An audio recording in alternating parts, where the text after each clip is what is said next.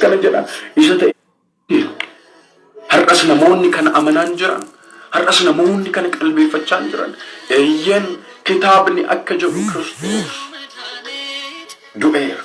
Kitaabni akka jedhu guyyaa sadaffaatti du'aa ka'ee jira. Kitaabni akka jedhu inni gara samii ol ba'ee jira. Kitaabni akka jedhu deebi'i maatu ta'u Fariisota biratti nama kabajamee jirutu ta'u amma garuu as deebi'ee waa'ee Kiristoos dubbachuunsaa warra ittiin tolle baay'eetu jira. Har'a cubbuu keessaas deebinee lallabdoota sukkuutaan seenaan keenya kaleessaatti xuraa'aa yogguu ture maaliif gara Waaqayyootti deebitanii waa'ee Waaqayyoo innillee isa ta'ee dubbii Waaqayyoo dubbii achi jirta gara sokkuun deemee achi jirta si jalaa garamitti dhokatu jedhe. Namni biyya lafaa yaada biyya lafaatti akka kanatti hidhamee jiraachaa jira.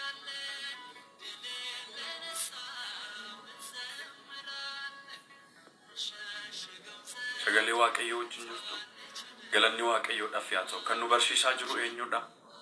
Meenaa barreessaa. Kan isin barsiisaa jiru eenyudha? Kan nu gorsaa jiru eenyudha? Kan ija jabinaan nutti dubbachaa jiru eenyudha? Natti hima. Eenyudha? Kan nu gorfachaa jiru eenyudha?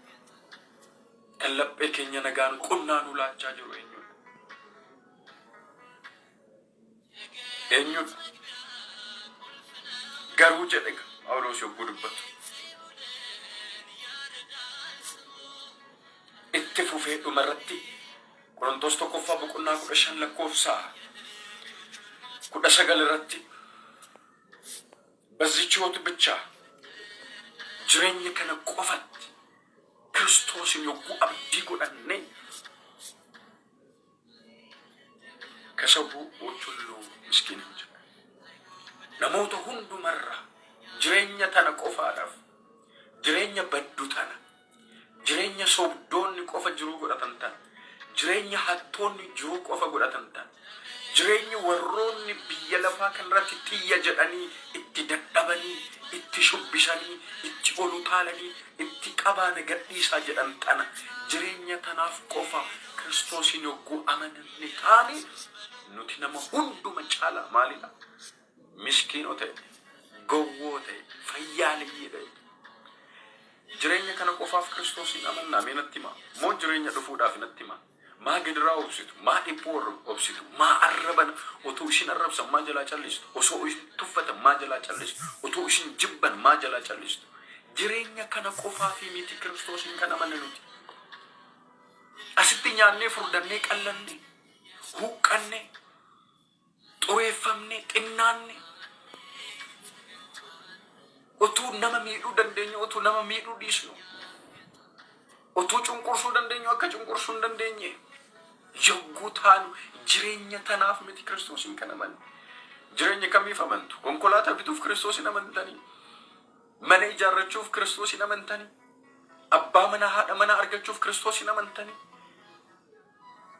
Buddeena wayi qurraashii wayi fudhachuudhaaf waa bulfachuudhaaf waa nyaatanii buluudhaaf Kiristoosin amantanii? Jireenya badu kanaaf Kiristoosin amantanii? Biyya dukkanaa addunyaa badii ishee kanaaf Kiristoosin amantanii? Isa darbu kanaaf isa dhugaan itti jallate kanaaf isa murtiin itti dabe kanaaf isa hiyyeessatti miidhame kanaaf isa addunyaa daangaa qabu kanaaf isa jireenya dhaabbatu kanaaf isa jireenya dhiisnee deemu kanaaf jireenya tanaaf Kiristoosin amantanii? Miti. Kanaaf Kiristoosin amannuti. Kanaaf amanni taanaan maaliif akkasitti lallabuun barbaachisa? Kanaaf amanni taanaan maaliif akkasitti kadhachuun barbaachisa? Kanaaf amanni taanaan maaliif gidiraa obsuun barbaachisa? Kanaaf amanni taanaan maaliif dhibbuu obsuun barbaachisa? Kanaaf amanni taanaan maaliifi hacuuccawwan cunqursaawwan biyyoota lafaatiin nurratti dalagaman kana obsinee doofii nu buddeena tanaafi isa namni harka nuu dha'u kanaafi isa namni nu jibbu kanaafi kanaaf taana lallabbiin keenya lallabbii gowwootaati. Kanaaf taanani maaltu nu iyyisiisa? Kanaaf taanaan maaltu isa dhufuuf jiru sana qulqulloota isaa wajjin, ergamoota isaa wajjin, haadha isaa wajjin, wareegamtoota isaa wajjin, jiraattota wajjin, hoomawwan samii jiran, qomoowwan iddoo kudhanitti magaalaa sadanitti qoodamanii jiran sana wajjin dhufuudhaaf jiru sana kan hawwinu, kan dheebonnu, kan barbaannu halkanii fi guyyaa kadhannaadhaan sagadaan jilbifachuudhaaf kabajaadhaan fuuldura isaatti qulqulloota isaatti makamnee qulqulluu jennee galateeffachuu, faarfachuu, fuuldura isaatti dhaabbannee galata galchuu jiru sana simachuu fi isa wajjin ulfina isaatti maramnee jiraachuuf malee jireenya biyya lafaa tanaadhaa fi Kiristoosiin naman. Kanaaf immoo Kiristoos warra du'an keessaa hangafa ta'ee ka'ee jiranuun jedhe. Kanaaf jireenya biyya lafaa kanaadhaaf nuti Kiristoosiin naman. Ishee tanaaf qofa naman. Kanaaf erga tanaaf hin amanne cimnee loluu qabna. Cimnee qabsaa'uu qabna waa'ee wangeelaati.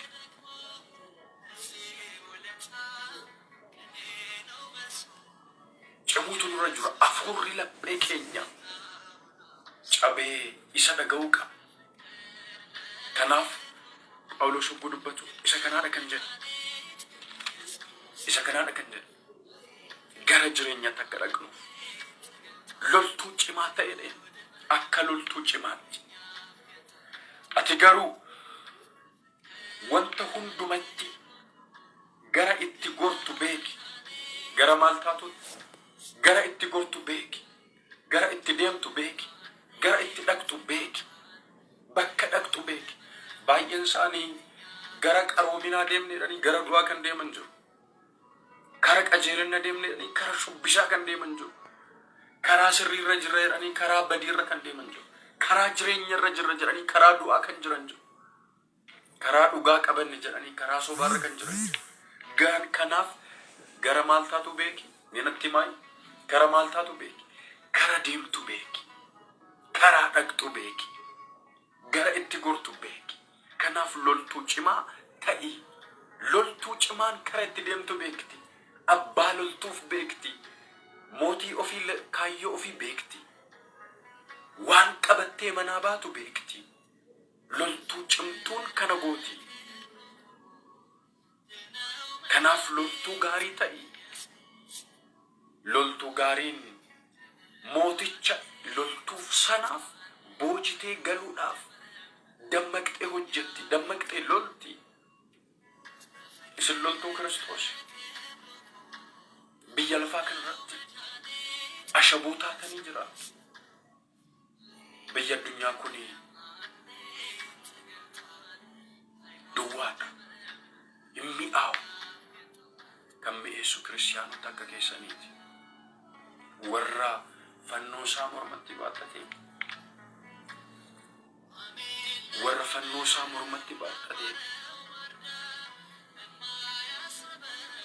warra kana baateedha. Kana fakkeenyaaf qofa warra baatee miti. Warra jireenya isaatiin kana baateedha. Hin ulfaata. Jireenyaan kana baachuun naaf gala hin ulfaata. Jireenyaan kana jiraachuun hin ulfaata naaf gala. Jireenyaan kana ragaa ba'uun waa baay'ee nama dhiisisa. Waa baay'ee nama irraanfachiisa. Kaayyoo ofii nama irraanfachiisa. Jiruu ofii nama irraanfachiisa. Ijoollee ofii nama irraanfachiisa. Haadha abbaa ofii nama irraanfachiisa.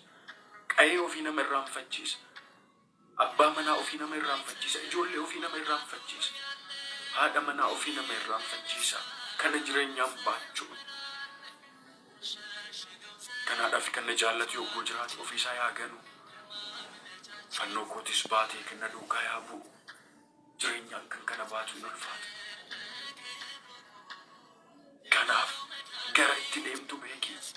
karaa baay'eetu jira. Hoolota keessaa tokko ta'uu dandeessa. Garuu hoolota keessaa karaa ittiin galtu beeki. Kanaadhaaf inni hoolota baay'eetu jiru. Baay'een isaanii garuu balbalaan kan seenan miti. Balbalaan kan seennu yaa taasisu Waaqni. Balbala jala darbanii karaa biraatiin kan seenan jiru. Balballi asiin utuu ta'u isaan garuu asiin kan deemanii gara biraa deeman jiru. Hoolaa ta'uu keenya qofa miti.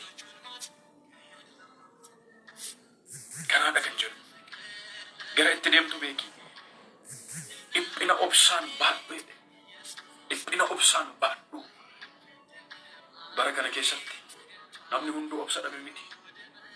Asii yogguu rukutan akkana jedha. Asii yogguu rukutan akkana jedha. Asii yogguu rukutan akkana jedha. Fuuldura yogguu rukutan akkana jedha. Akkanatti akka bishaan galaanaa daaqaa kan jiraatu jira miti. Obsuudhaas keessatti. Kanaadhaaf qulqullichi Balsiyoos yogguu dubbatu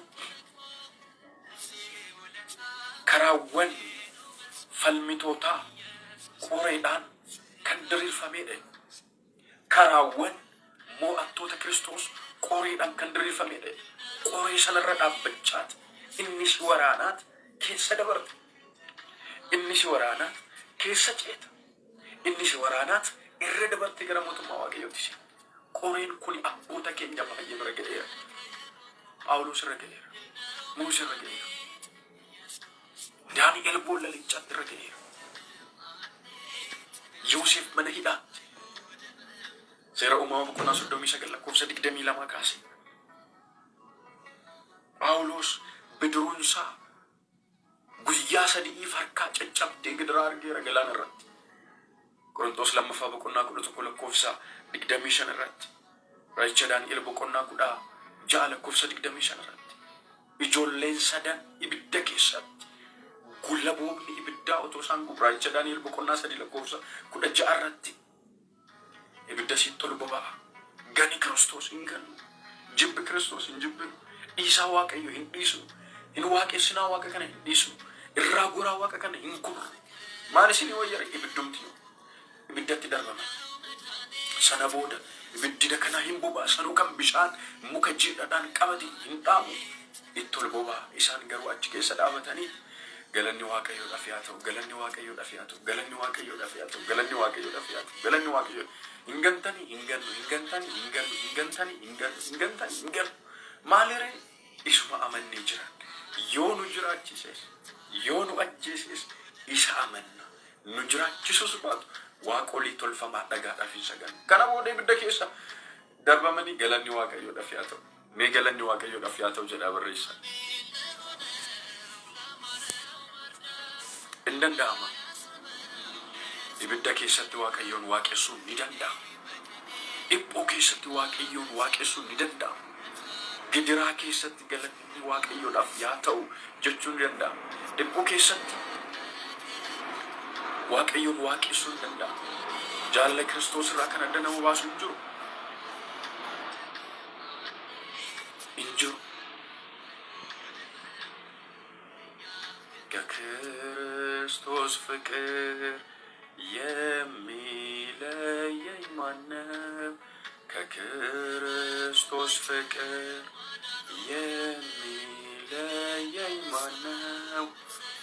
መከራ ፋርፈናን ጀቻ ፋርፈኑ tokko jiran yeroo dhiphuun baay'atu, yeroo gidiraan baay'atu, yeroo cunqursi baay'atu, yeroo hammeenyi baay'atu.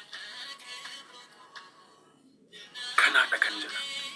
Kanaadhaa fi qulqulluun Yohaannis afaan warqii yookaan afaan warqii kan jennuun gidiraan jala bultii gammachuuti.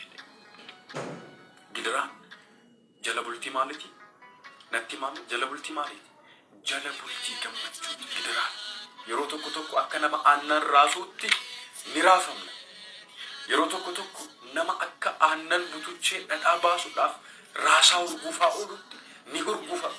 Yeroo tokko tokko akka obomboleetti garaa dhufee rukutamnutti ni rukutamna. Ni rukutamna. Jabaanis rukuta, laafaanis rukuta, beekaan si rukuta, wallaalaan si rukuta, cimaan si rukuta, dadhabaan si rukuta, mootiin si rukuta, tikseen si rukutti. Laaftuun si rukutti, dadhabaan si rukuta, humna kan qabu si rukuta, humna kan hin qabne si rukuta. Akkasitti raafamteet gugufamteet gingilfamteet loltuu Kiristoos ta'uun kee adda baafama. Kana alatti hin jiru. Akkasumatti gara mootummaa Waaqayyootti nan gala jettee asii wajjin utaaliin akkasumatti hin danda'amu. Hin ulfaata. Kanaadhaaf qulqullichi Luqaas hojii ergamoota yogguu barreessu yookaan duuka bootaa yogguu barreessu boqonnaa 14 lakkoofsa 22 irratti akkas jedha. Mootummaa Waaqayyootti kan gallu akkasumatti miti. Mootummaa Waaqayyootti kan gallu akkasumatti miti. Dhiphuu fi gidiraa hedduun akkas jechuudhaan dubbisa.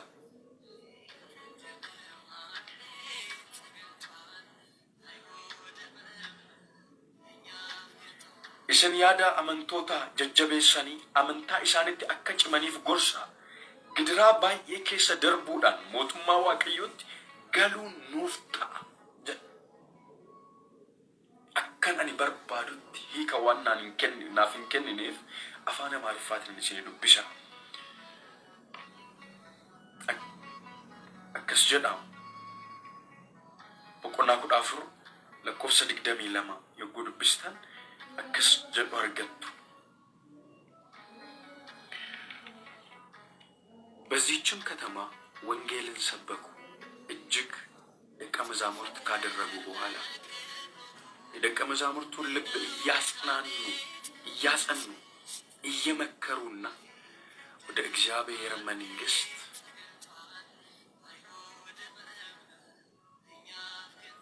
በብዙ መከራ እንገባ ዘንድ ያስፈልገናል። ወደ ሲልጠራን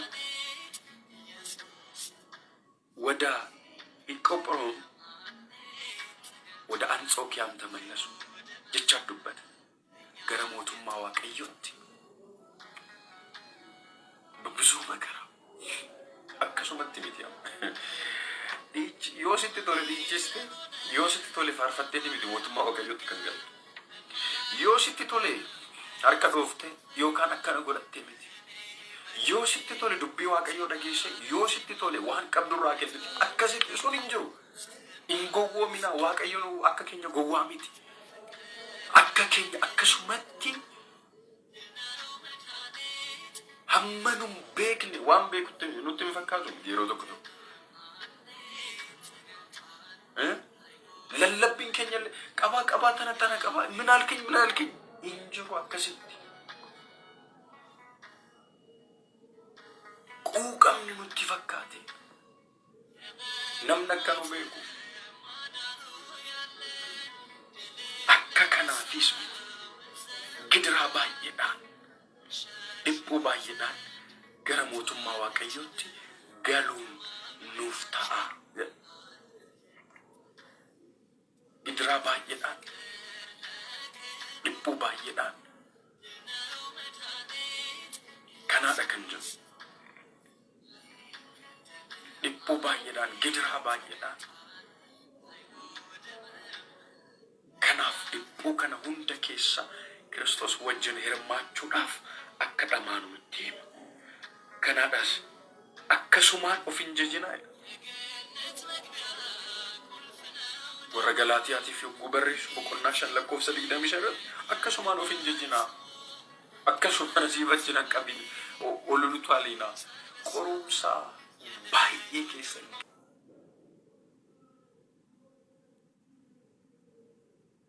gidiraa baay'ee keessa dhiphuu baay'ee keessa darbuudhaan gara mootummaa Waaqayyootti kan galtan ta'a jedha. Kanaaf akka loltuu Kiristoositti na wajjin jiraadhu yogguu jedhu yookaan immoo gidiraa kan na wajjin simadhu yogguu jedhu ifatti nutti himaa jechuudha. Gidiraa Kiristoos wajjin yookaan immoo akka loltuu Kiristoositti kan jedhu yookaan loltuu gaarii yookaan akka loltuu gaarii Kiristoositti ana wajjin gidiraa simadhu eenyu Phaawulos Xiimotewoosin jechuudha.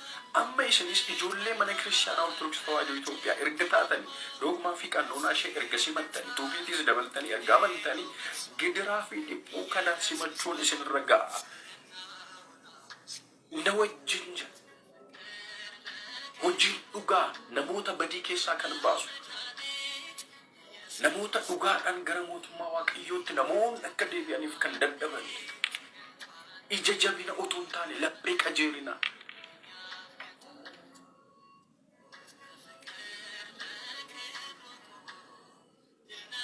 Kanaaf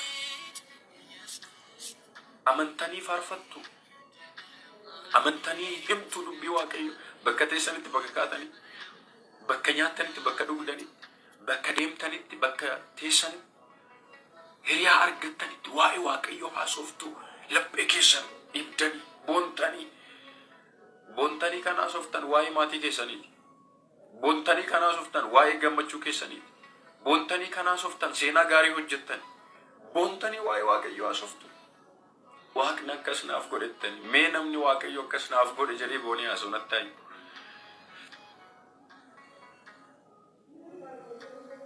Namni mee laphee isaa guutuudhaan Waaqayyo akkas naaf godhe. Waaqayyo bara akkas naaf godhe har'a. Oduu akkanaa dhagaan jiru bara. Maaliif dhaloonni kun lapheen isaa waan doomee seenaa gaarii qaba. Ani jaalallee akkasii bareedaan qaba, akkasii gaariin qaba.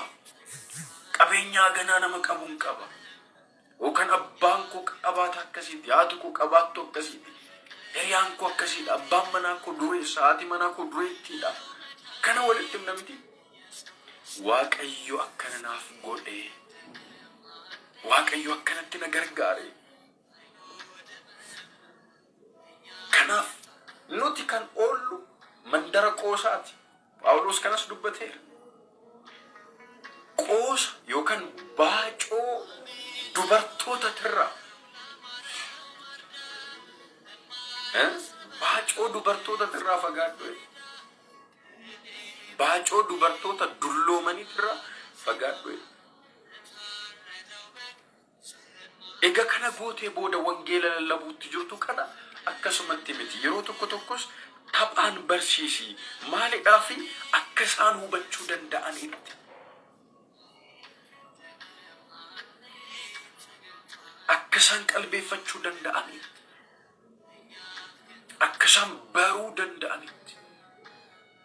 Akka isaan gara jireenya isaaniitti fudhatanitti akka kanatti loltuu Kiristoos ta'uu dandeessa malee yogguu asiin maqaa dhagaasitti darbatan fiigdee na bira dhufinidha amma dubbii. Yogguu waa siin jedhan danda'e. Gootee miti otuun godhinuyyuu siin jedhu danda'e. Ba'aan ati baatte ni ulfaata. Ba'aan ati ofirraa qabdu hin ulfaata. Kanaaf danda'e. Jechaa jira. Meeqa keenyatu dandeenyadha? Meeqa keenyatu dandeenya? Namni loltuu ta'e lola jiru sana isa loltuu godhee isa qacaree sanaaf gammachuudhaan bukkeedhaan waa argachuudhaaf hojii waan karra kanaatti lixuudhaan utuu hin taane jabaatee cimee maal gochuudhaaf? Wanta kanaaf loluudhaaf. Kanaaf nuti Waaqayyo Waaqa keenya. Mee Waaqayyo uumaa kooti jedhame. Waaqayyo Waaqa kooti namni jedhee amanu. Naa barreessa. Baay'eetu jira bare. Afaan isaatiin kan amanu, laphee isaatiin kan gane baay'eedha. Waaqayyo Waaqa kootiidha barreessaa. Namoonni jirtan kun irra footan. Rakkisaadha. Afuurri hamuu hedduutu jira. Kan hirriba nama qabsiisu, kan akkan dhageenya nama taasisu baay'eetu jira. Kan dukaaki namatti gadhiisu. Maal jedha kun? Amma tokko tokko as taa'e maal jedha? Maal godhinu jedha kun kan jedhu jira. Isaa miti jaalatee miti.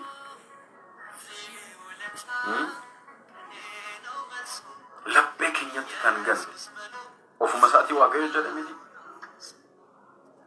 Uummanni kun afaan isaa qofaan maal na godhe? Na waaqessaa arraba isaa qofaan lapheen isaa garuu maal na godhee jira? Nagalee jira. Baay'een keenya gannee jira laphee keenya. Baay'een keenya. Kanaaf gooftaan akka kanatti እንደሚገባ አድርጎ ባይታገል የድል አክሊል ዮከን ጎንፎን ጅሬኛ ቢፈ በርባችሱ yogguu hin barsiisne qoosa sitti maktee akkasaan garuu si amanuu danda'a itti akkasaan dubbii waaqayyoo atitti himtu kana amanuu danda'anitti akka karaa dhugaa kana simachuu filachuu danda'anitti obsaan dandeessi yogguu itti hin himneen alatti gonfoo ulfinaa argachuu hin dandeessu jedhe. Maaliif har'a kan lallabbiidhaan dhaga'u lallabbii, kan barreeffamaan dubbatu barreeffamaan, kan gorsaan dhaga'u gorsaan, kanan isin tajaajilu abboonni fi barsiisonni kennaan waaqayyoo daran isaanii baay'eetti kallattii hedduudhaan kan barsiisaniif. Maaliif namni karaan ittiin hubatu kan dhaga'uu hin dandeenye dubbisuudhaan. Ani barsiisaa tokko guntoo yeroo tokkotti bakka kuma kanan ga'uu hin dandeenye karaa ergaawwan kootiitiin bakka hunda akka ga'uudhaaf akka dhageenyuudhaaf kanaaf akka nuti walirratti qoosnuu otoo hin taane akka gonfoo mootummaa waaqayyoo simannuudhaaf fudhannuudhaaf waa'ee kana nun jechaa jira. Akka nuti amma jabaa keenya qaalii keenya minaaktiree yaada biyya lafaatti gadi xinnaanne Kiristoosiif eenyuuf jabaa jira. Ana miti Phaawulos jabaan jedhamni Kiristoosiif.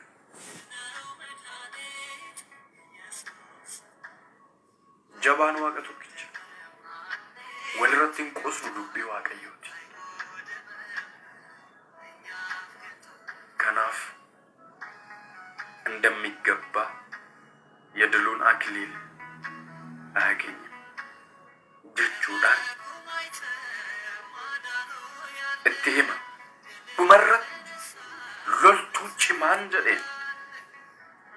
ገቲ ደደቢሳ akka fudhatu guyyaa dhumaatti akka Kiristoos itti hin qaadoofne akka isa biratti itti hin salfanne ni dubbata. Eeyyennaaf gala gidiraa baay'eedhaan ni marfamna har'a. Wanta hedduun nurratti ba'a garuu dandeenya akka keessa darbinuuf gooftaan